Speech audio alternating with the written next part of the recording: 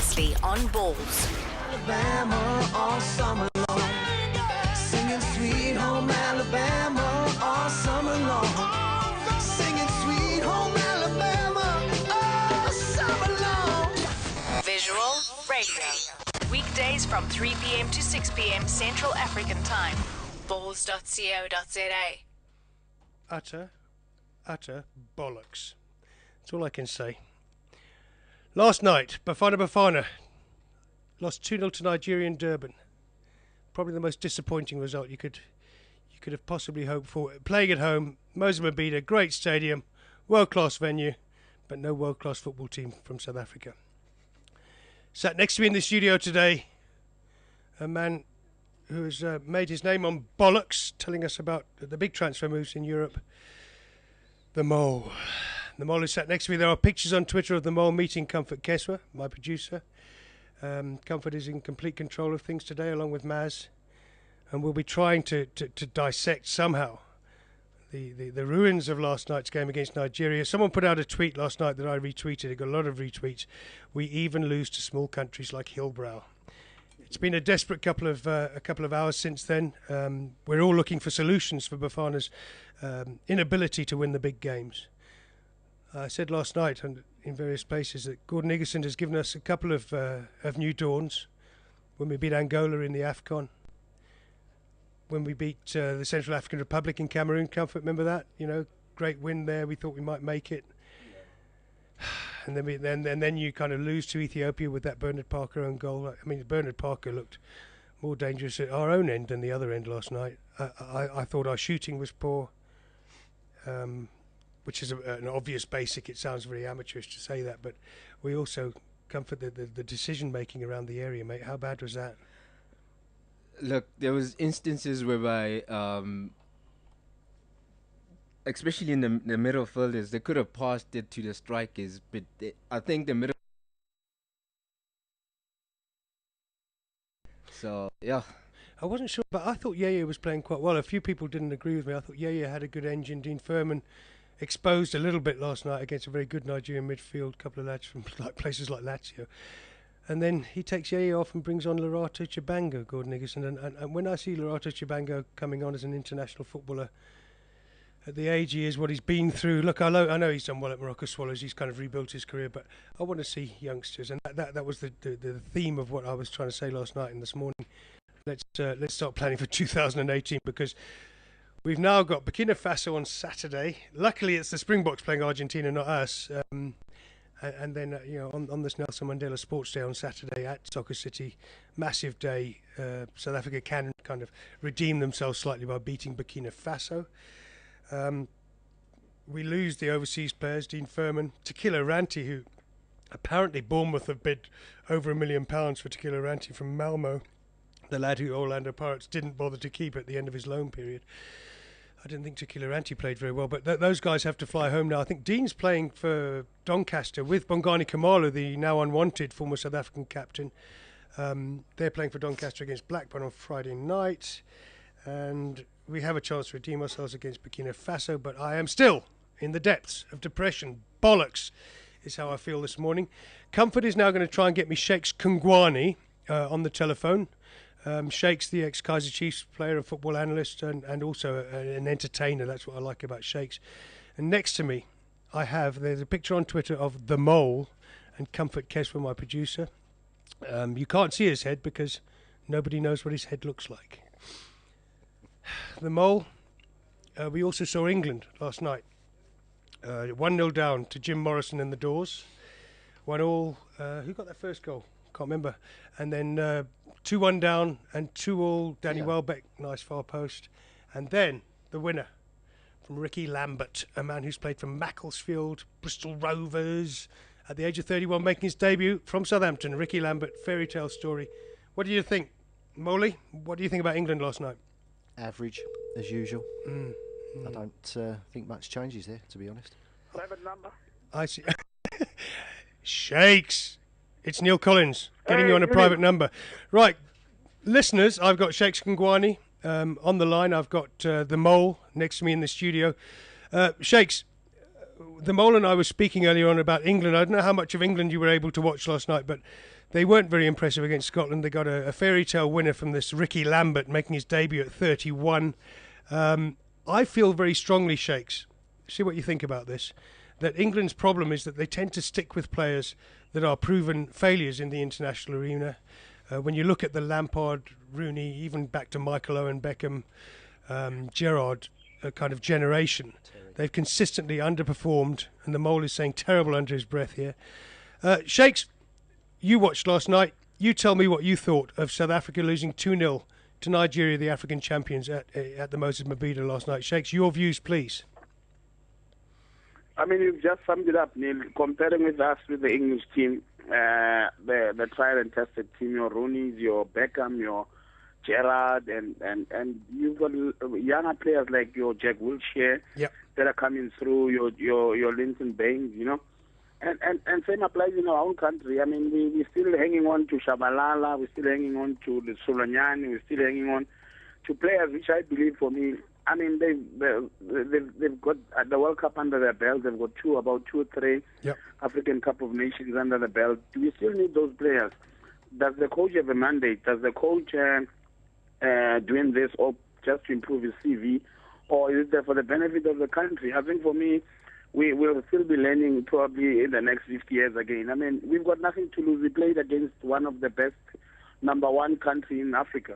What we do, players, we had withdrawals. I mean, an excuse for the coach will be with withdrawals. I mean, look, at the bottom line is the players I mean, our last game we're playing against Botswana for qualifying. Exactly. Besides, if we play in Botswana anyway, that 3 points that have been taken off from Ethiopia also to give us a little bit of hope, which I think is a waste of time, because he failed on his mandate, honestly. And unfortunately, we'll keep carrying on. Let's not forget what happens when the new president comes on next month. Let's not forget the current president gave him hope that he needs to carry on. What if the new president comes in? Yeah. Then he says, "Listen, you got your mandate. We hosted. We can't even qualify." Then it's another step back. And for me, it's so sad. What I watched last night, it was shocking, sad, and embarrassing. Yeah, mate, shocking, sad, embarrassing. That's Shakes Kungwana, guys, a Kaizer Chiefs player, a man who's seen South African football inside and out, telling me that it's sad, shocking and embarrassing what happened last night. And that's how I felt, mate. I mean, I've often... I normally roar for the incumbent. I thought that Gordon Nicholson was a good choice, having won the PSL title with 4 different sides. You know, when he was appointed, there was a big rush between Steve Compella and Gordon. I heard it initially, Compella had it, then Gordon got it.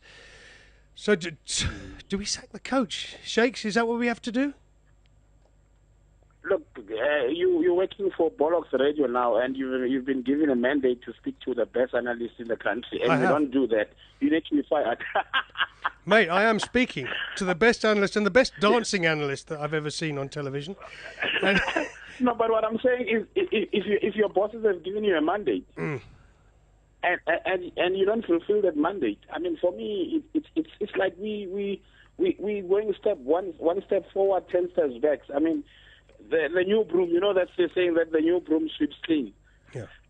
And for me, when Gordon Kidd took over, there was a little bit of hope. I think that hope is gone. It's my opinion. But honestly speaking, we need to start afresh. And really, we need to start afresh. Let's get younger players. I've said this probably. I told you this about 3-4 months ago. Yeah. Let's start with new players, new blood. Start afresh. Let's forget about players that have 50, 60 caps. And we're trying to push players to have more caps and make history. For me, let's start with the new guys with no caps, guys who are hungry. I mean, the team that went to Kosafa. But only 3 players were in the squad yesterday. And for me, it shows that did he take those players? Does he still believe in those players? Does he have to mix the players that failed during the AFCON and mix him with the players that did well in the Kosafa Cup? For me, we have 2 games, Neil. Don't get me wrong. We have the Nigeria game and the Burkina Faso game.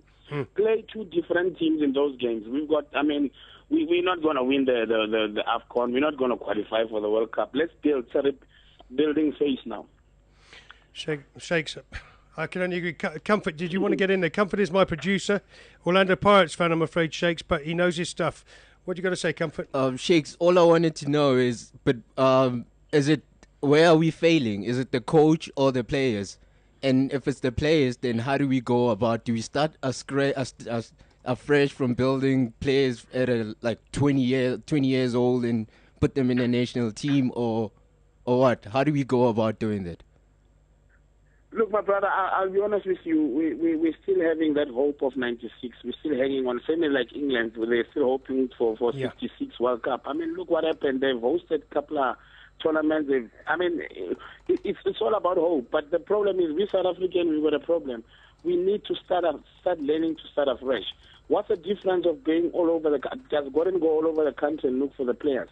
Or at the moment, we've got an assistant coach who used to be, this is a joke. Don't who stop. Used to be who used to be a technical director for SAFA for almost, I don't know how many donkey years he's been there. Yeah. And now he's an assistant coach of Gordon. And are we saying to us, there are no capable people that could go around and identify players identification? Why can't we have a 19-year-old or 20-year-old that's going to do, get into the national team? Rather than we have Shabalala. Come on, guys. We've got Solonyan, we've got Parker, we've got Ngonga couldn't even make it. I mean, he's sort of this embarrassment that he's going to get into.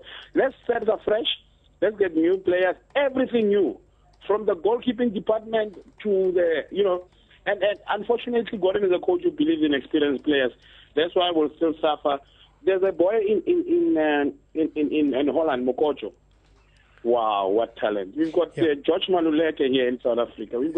There are nice young players that unfortunately we cannot call them because we're so obsessed of the rankings, obsessed with our CVs. Rather than start fresh, everything new, then we move on. The amazing thing is, Sheikh, listening to you now, every English football person that you speak to, including the Mole, when we were talking about this earlier, having watched England scrape to a 3-2 win last night over Scotland, feels that it's time to get rid of the Gerrard, Lampard, obviously Owen's gone now. Terry. John Terry is another one, says the Mole. We need to get rid of that generation and bring in the fresh generation in exactly the same way. But doesn't that require an international coach that is completely uninterrupted and undisturbed by the people around him? I get the awful feeling that Roy Hodgson is dictated to by the FA. Terry Venables being the only England manager that ever stood on his own 2 feet. Yeah, for sure. And what worries me is I think Gordon Igesund is told sometimes how to name players, what to say. And twice now in the last 2 squads he's picked squads that he knew when he picked them. He couldn't put that side up, but he had to name them to keep their names in the headlines, to keep their names high and to enhance their value. The first time, with all the Pirates players, the first time with all the Chiefs players that were pulled out, and then the Pirates players, and then this time, he knew all the Pirates players were going to be pulled out, and yet we still picked that squad with Andila Jali in it. Let's get his value up. I worry a lot that we need an international coach, and I thought Gordon was this man who would be impervious to the outside influences of agents, club managers, SAFA and PSL. Do you agree with that, Shakes? Well, it's unfortunate. I mean, I think I've been fortunate to be coached by Gordon Igesund. I know his way of doing things. I mean, for me, it's such a good excuse for him, for players to pull out for injuries. And he always go for it to say, I didn't have my better players. I mean, how many players are playing in the PSL? Let's go down to the Mvela League then, or if in the NFD. There are quite, unfortunately, in the PSL, we've only got 16 teams. Which are those best teams? Kaizer Chiefs, Pirates, and Sundowns. And then, I mean, you get a player like Nomandela. He comes on, he touched the ball about 2-3 times. And we're trying to build, to get teams that are, I mean, come on. I think we're living on false hope. I mean, come on, Neal. We went to England and took all the English FA's coaching materials and methods. We went to Spain. No. We went to Holland. We went to Brazil. We went all over. I mean, why can't we come with our own model? Let's sit down, research the kind of football that South Africans want, love, and want to see. All what I'm asking is the basics. I mean, you cannot have a 31-year-old, a 28-year-old, and teach him basics. I mean, we still, there's a lot of talent. I mean, there's a lot of talent in the country. It's so unfortunate that it's all about winning and it's all about the rankings. So as I said earlier, look, get somebody in there, fresh ideas, fresh everything. Let's not worry about as long as I get my salary end of the month. That's what's killing us. Yeah, Shakes. I couldn't put it better myself, mate. I mean, I put out a blog immediately after the game last night. I was still fuming and throwing things around and kicking the dog, and said, almost what you say. I mean, I know we've spoken about this before, but up to last night, Shakes, maybe unlike a lot of South Africans, because I've kind of been in England and come back, I still had hope. I thought that Gordon was putting us together something that could compete with the Nigerias and the Ghanas and the Egypts of Africa and get to that World Cup. I now find myself in a situation where I'm thinking, well, even if we beat Botswana, we're never going to win that playoff. That very unfair playoff that FIFA foist upon all CAF nations to then play a group leader to get to the World Cup when the USA get through every single time without any playoffs. A nice, easy group. I now don't see us going to Brazil. I think we need to build for 2018 and we need to start afresh just like you do. But can any international coach in this country pick a side without Shaba, without Andile Jali, without particularly Itumeleng Kune? Can he really do that? Will he be allowed? Well, if he's given, depending on the length of this contract that he's been given. I mean, we after Pizzo, we got Gordon. We thought, we've got a messiah. What happened? We couldn't even score 2-3 goals. We hosted the AFCON in our own backyard with all the support, and there was no complaints and everything. What we did, we failed. Let's not beat about the bush and say we're improving. That's lying to ourselves. You know what I mean? We failed. You 10 out of 10, we got about 3, and for me that's embarrassment. And if you look at it, the last thing you need is former players commenting about football in a country, because when you comment, they say you're bitter. When you comment nicely, they say you're a comedian. So we in a hard we in a hard rock and a hard place. But for me, honestly speaking, Johnny, honestly speaking, we need to start afresh. We need to start afresh. We need to take all those players in our mind to say, listen, thank you very much, guys. You've done the country proud. You've got 60, 70 caps. It's about time we start afresh with the guys who don't have even a single cap. We start afresh. We know when we lose against those players, it's expected because they're still learning. Are you still learning with Shaba?